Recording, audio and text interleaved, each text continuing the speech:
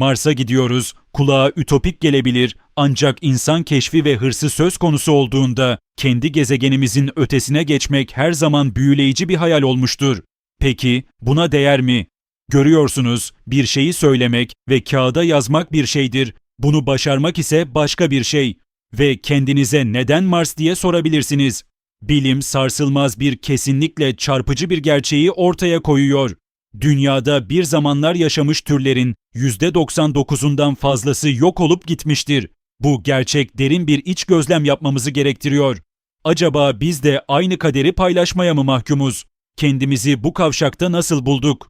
Evrimsel yolculuğumuz boyunca insanlık, gezegenimizin her köşesini kullanarak ve yaşayarak gelişti. Ancak nüfusumuz hızla artmaya devam ettikçe acil bir sorunla karşı karşıya kalıyoruz. Dünyadaki mevcut alan, üstel büyümemize ayak uyduramayacak kadar hızlı tükeniyor. Aynı zamanda iklim değişikliği tehdidi giderek büyüyor. Gezegenimizin sıkıntılarını haber veren bir alarm çanı gibi. Buzulların erimesine, deniz seviyelerinin yükselmesine, ormansızlaşmaya ve sayısız türün trajik kaybına tanık oluyoruz. Bu uyarılar ekosistemlerimizin giderek misafirperver olmaktan çıktığını gösteren çarpıcı bir tablo çiziyor. Güvenliği bulmak için başka dünyaları keşfetmeliyiz. Güneş sistemimizin ötesine geçmek, yıkıcı alışkanlıklarımızdan kaçış ve umut sunabilir. Bu yüzden birçok insan, insanlığın dünyayı terk etme arayışına girişmesinin hayati olduğuna inanıyor. Ancak mesele şu, başka bir gezegenin kolonileştirilmesi, insanlığın karşı karşıya olduğu sorunları çözebilir mi, yoksa çözemez mi? Öncelikle yalnızca gezegenimizde değil, aynı zamanda kendi içimizde karşılaştığımız zorlukları inceleyelim. Gezegenler arası kolonizasyon gibi iddialı bir girişime başlamadan önce, bazı insanlar para, zaman ve kaynaklarımızı bu girişime harcamamız gerektiğine inanmaz. Çünkü dünyadaki sorunları hala çözemedik. Onlar odağımızın yoksulluk, iklim değişikliği ve sosyal eşitsizlik gibi acil sorunları çözmeye yöneltilmesi gerektiğini savunuyorlar. Onlara göre diğer gezegenlerin kolonileştirilmesine yatırım yapmak, evimiz olan dünyanın acil dikkat ve kaynaklara ihtiyaç duyduğu bir zamanda gereksiz bir uğraş gibi görünebilir.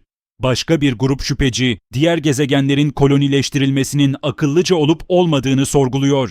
Yeni dünyalara, tıpkı dünyada yaptığımız gibi kaos ve yıkım getireceğimizden korkuyorlar.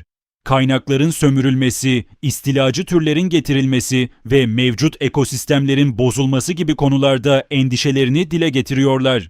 Bu bireyler, uzaya açılmadan önce geçmişteki hatalarımızdan ders çıkarmamız ve kendi gezegenimizin daha iyi koruyucuları olmamız gerektiğine inanıyorlar. Bir de başka bir gezegeni kolonize etmenin cazibesini kabul eden, ancak bunun uygulanabilirliğinden şüphe duyanlar var. Mars'ta ya da başka bir gök cisminde insan yaşamını sürdürebilmenin önündeki zorlukların aşılmaz olduğunu savunuyorlar. Muazzam mesafeler, sert çevre koşulları ve temel kaynakların eksikliği bazılarına göre bu fikri ütopik ve uygulanamaz kılıyor. Gezegenler arası kolonizasyon hayali onlar için cezbedici bir kavram olsa da mevcut teknolojik yeteneklerimizin ötesinde bir hedef gibi görünüyor. Bununla ilgili daha fazla detaydan videonun ilerleyen bölümlerinde bahsedeceğiz. Öte yandan Mars kolonizasyonunun savunucuları bunu dünyamızın sınırlarını aşma fırsatı olarak görüyorlar. Onlara göre dünyanın ötesine geçmek sadece bir lüks değil, türümüzün uzun vadeli hayatta kalması için bir zorunluluktur. Diğer gezegenlerde kendi kendine yeten koloniler kurarak hassas bir gezegene bağlı olmanın risklerini azaltabiliriz. Bu yalnızca gezegenler arası geleceğimize değil, aynı zamanda dünyada karşılaştığımız zorluklara da fayda sağlayabilecek şekilde öğrenme, yenilik yapma ve adapte olma fırsatı sunar. Savunucular, uzay keşfi ve kolonizasyonunun tarihsel olarak bilimsel ve teknolojik ilerlemelere öncülük ettiğini, bunun da dünyadaki yaşamı iyileştiren yeniliklere yol açtığını savunuyor. Uzay misyonlarından elde edilen bilgilerin ve geliştirilen yeni teknolojilerin şu anda karşılaştığımız acil sorunları çözmek için uygulanabileceği bir gelecek hayal ediyorlar. Ayrıca Mars'ı kolonize etmek gibi iddialı hedeflerin peşinden gitmenin insanları ilhamlandırdığını, hayal gücünü ateşlediğini ve geniş kapsamlı olumlu etkiler yaratabilecek ilerlemeleri teşvik ettiğini ileri sürüyorlar. Her argümanda kolektif bilincimizle yankılanan bir doğruluk parıltısı yatar. Her bir perspektif, varoluşumuzun karmaşık dokusunu yansıtarak bizi derinlemesine düşünmeye teşvik eder. Bu farklı bakış açılarını kabul ederek kendimizi anlamanın ve karşı karşıya olduğumuz karmaşık zorlukları daha iyi kavramanın kapısını açarız. Gezegenler arası kolonizasyon arayışında dünyanın dikkatini çeken en önemli figürlerden biri Elon Musk'tır. Vizyoner bakış açısı ve sarsılmaz kararlılığıyla Musk, Mars'ı kolonize etme hırsıyla özdeşleşmiştir. Uzay şirketi SpaceX aracılığıyla Musk, insanlığı çok gezegenli bir tür haline getirmeyi hedefliyor. İnsanların Mars'ta sürdürülebilir koloniler kurarak, türümüzün dünyanın sınırlarının ötesinde hayatta kalmasını ve devamını sağlamasını hayal ediyor. Musk'ın vizyonu, sayısız bireyi ilham vererek gezegenler arası keşif hakkında yeni bir tartışma başlattı. Eleştirmenler, Mars kolonizasyonuna adanan kaynakların ve çabaların gezegenimizdeki acil sorunları çözmek için daha iyi kullanılabileceğini savunuyor. Ancak Musk, ufkumuzu genişletmenin ve dünyanın ötesine geçmenin türümüzün uzun vadeli hayatta kalması ve ilerlemesi için gerekli olduğuna inanıyor. Mars'ı bir sığınak ve insan keşfi, yenilik ve buluş sınırlarını zorlamak için bir fırsat olarak görüyor. Ancak daha önce de belirttiğim gibi söylemesi yapmasından daha kolay. Yıllardır Mars'a robotik kaşifler göndererek yüzeyini, atmosferini ve jeolojik özelliklerini titizlikle inceliyoruz. Bu görevler, kızıl gezegenin gizemlerini çözmemize ve insan keşfiyle kolonizasyonuna yönelik potansiyelini anlamamıza yardımcı olan paha biçilmez bilgiler sağladı. Ancak Mars'ta bizi bekleyen zorlukları daha derinlemesine inceledikçe, dikkatli değerlendirme ve yenilikçi çözümler gerektiren sayısız engelle karşılaşıyoruz. İlk sorun, insanları Mars'a taşımak gibi göz korkutucu bir görevdir. Dünyadan kızıl gezegene yapılan yolculuk yaklaşık 7 ay sürer ve bu mesafe gezegenimiz ile Ay arasındaki mesafenin yaklaşık 150 katıdır. Bu durum, uzay aracı tasarımı ve yakıt gereksinimlerinin dikkatlice düşünülmesini zorunlu kılar. Bu zorluğu ele almanın bir yolu, gelişmiş itki sistemlerinin geliştirilmesinde yatmaktadır. Geleneksel kimyasal itki, etkili olsa da bu kadar büyük mesafeler boyunca uzay aracını hareket ettirmek için büyük miktarda yakıt gerektirir. Ancak elektrik gibi yenilikçi teknolojiler, itki teknolojileri veya nükleer itki, seyahat sürelerini ve yakıt tüketimini önemli ölçüde azaltma potansiyeline sahiptir. Elektrik itkileri, örneğin iyon itki sistemi, elektrikle yüklü parçacıkları, iyonları, itme kuvveti üretmek için kullanır. Geleneksel roketlere kıyasla daha düşük hızlanma sağlasa da elektrik itki sistemleri son derece verimlidir ve çok daha az yakıt gerektirir. Bu teknoloji uzay araçlarının daha büyük yükler taşımasına veya görevlerin toplam ağırlığını azaltmasına olanak tanır. Böylece uzun süreli gezegenler arası seyahatler için kaynaklar optimize edilir. Nükleer itki ise kontrollü nükleer reaksiyonların gücünü kullanarak büyük itme kuvveti üretir. Nükleer itki sistemleriyle donatılmış uzay araçları daha yüksek hızlara ulaşabilir ve seyahat sürelerini kısaltabilir. Bu, Mars görevlerini dönüştürerek yolculuk sırasında karşılaşılan zorlukları, özellikle uzaydaki radyasyona uzun süre maruz kalmayı azaltabilir.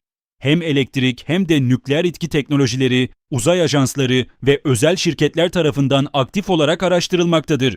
Bu sistemlerin araştırma, geliştirme ve test edilmesi, gezegenler arası seyahati devrim niteliğinde bir seviyeye taşıyabilir ve Mars'a yönelik daha verimli ve uygulanabilir insanlı misyonların yolunu açabilir.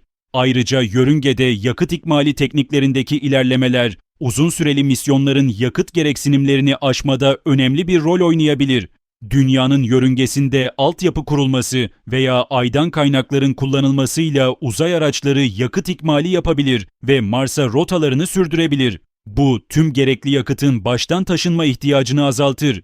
Uzayda yakıt ikmali konsepti, görev yeteneklerini önemli ölçüde artırabilir ve Mars'ın sürekli keşfi ve kolonizasyonu için yeni olanaklar sunabilir. Mars'a güvenli iniş. İkinci büyük sorun, Mars yüzeyine güvenli bir şekilde iniş yapmaktır. Mars'ın atmosferi, Dünya'ya kıyasla daha ince olduğundan atmosferik giriş ve iniş oldukça karmaşık ve riskli bir süreçtir. İnce atmosfer, geleneksel atmosferik giriş ve paraşütle iniş yöntemlerini daha az etkili hale getirir. Bu da uzay aracının güvenli bir iniş hızına yavaşlamasını zorlaştırır. Ayrıca Mars'ın toz fırtınaları gibi öngörülemeyen hava koşulları iniş operasyonlarını daha da karmaşık hale getirir ve görev başarısızlığı riskini artırır. Bu zorlukların üstesinden gelmek için mühendisler ve bilim insanları yenilikçi iniş teknikleri geliştirdi. Bu yaklaşımlardan biri süpersonik geri itme yöntemidir. Bu teknikte iniş sırasında roket motorları hareket yönünün tersine ateşlenerek bir frenleme etkisi yaratır ve uzay aracını yavaşlatır. Süpersonik geri itme, Mars'ın ince atmosferine karşı kontrollü bir iniş ve güvenli bir iniş sağlar. Ayrıca gelişmiş yönlendirme, navigasyon ve kontrol sistemleri iniş doğruluğunu ve güvenilirliğini artırmak için geliştirilmektedir. Bu sistemler hassas sensörler, bilgisayar algoritmaları ve otonom yetenekler kullanarak uzay aracının değişen koşullara adapte olmasını ve iniş sırasında gerçek zamanlı ayarlamalar yapmasını sağlar. Robotik görevler, potansiyel iniş bölgelerini araştırmak ve gelecekteki insanlı görevler için değerli veriler sağlamak adına önemli bir rol oynamaktadır. NASA, ESA ve SpaceX gibi uzay ajansları ve özel şirketler arasındaki işbirliği, iniş sorunlarını ele almak için kritik öneme sahiptir. Mars'taki kaynakların temini. Üçüncü büyük sorun, insan yaşamı ve Mars'taki kolonilerin sürdürülebilirliği için gerekli temel kaynaklardır. Bunlar arasında solunabilir hava, su ve sürdürülebilir bir gıda arzı yer alır. Mars'ın ince atmosferi büyük oranda karbondioksitten oluştuğu için insanlar için solunabilir değildir. Atmosferik basıncın düşük olması ve oksijen eksikliği, yerleşimciler için yeterli oksijen tedarikini sağlamak üzere alternatif yöntemlerin geliştirilmesini gerektirir. Bilim insanları, Mars atmosferinden veya gezegende bulunan diğer kaynaklardan oksijen çıkarmayı amaçlayan yerinde kaynak kullanımı, ISRU tekniklerini araştırmaktadır. Bu yöntemler, kimyasal reaksiyonlar, elektroliz veya diğer yenilikçi teknolojiler yoluyla oksijen üretmeyi mümkün kılar. Suyun temini de kritik bir öneme sahiptir. Mars yüzeyinde su buzu izleri tespit edilmiştir. Ancak bu kaynağın çıkarılması ve kullanılması kendi zorluklarını beraberinde getirir.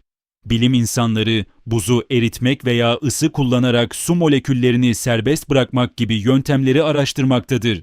Ayrıca Mars'ta sürdürülebilir bir gıda üretim sistemi kurulması uzun vadeli kolonistlerin refahı için gereklidir. Geleneksel tarım yöntemleri, besin açısından fakir Mars toprağı ve gezegenin zorlu koşulları nedeniyle önemli engellerle karşılaşacaktır. Hidroponik, aeroponik veya diğer kontrollü ortam sistemleri gibi yenilikçi tarım uygulamaları potansiyel çözümler sunmaktadır. Mars'ta yaşanabilir altyapı inşası.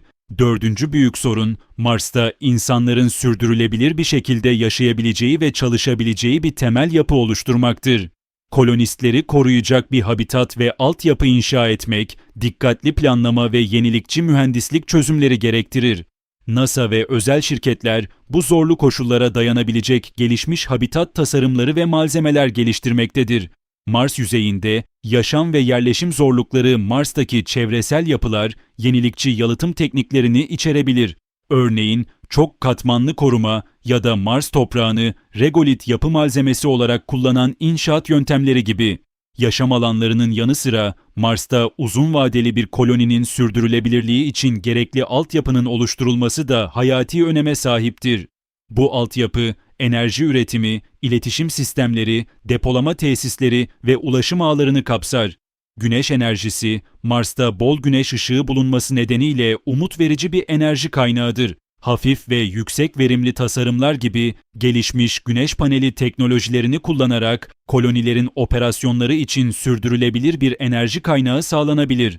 Maliyeti milyarlarca hatta trilyonlarca dolar olarak tahmin edilen bu girişim, çok sayıda başka zorluğu da beraberinde getiriyor. Mars'ta sürdürülebilir bir insan varlığı oluşturmak için aşılması gereken en önemli konulardan biri, astronotların psikolojik ve fizyolojik iyilik halleridir. Mars'ta insan sağlığı ve psikolojik durum, uzun süre boyunca dünyadan uzak kalmak ve düşmanca bir ortamda izole yaşamak, mental sağlık ve kişiler arası dinamikler üzerinde önemli etkiler yaratabilir. Bilim insanları ve uzay ajansları bu zorlukları aşmak için psikolojik eğitim, izleme sistemleri ve ekip üyelerine destekleyici ve ilgi çekici bir ortam sağlama yöntemleri üzerine çalışmaktadır. Ayrıca Mars'taki düşük yerçekiminin insan vücudu üzerindeki uzun vadeli etkileri henüz tam olarak anlaşılmış değildir. Azaltılmış yerçekimine uzun süre maruz kalmak, kas ve kemik kaybına, kardiyovasküler sorunlara ve diğer fizyolojik değişikliklere yol açabilir. Egzersiz protokolleri, özel ekipman ve tıbbi müdahaleler gibi önlemler geliştirmek, bu riskleri azaltmak ve astronotların sağlığını korumak açısından kritiktir. Mars'ın dünyalaştırılması. Büyük hedef son olarak en zorlu meselelerden biri olan Mars'ın dünyalaştırılması, terraforming konusuna geliyoruz. Bu, Mars'ın atmosferini, sıcaklığını ve yüzey koşullarını insan yaşamına uygun hale getirmek için dönüştürme sürecidir. Şu anda Mars'ın atmosferi son derece ince ve çoğunlukla karbondioksitten oluşmaktadır.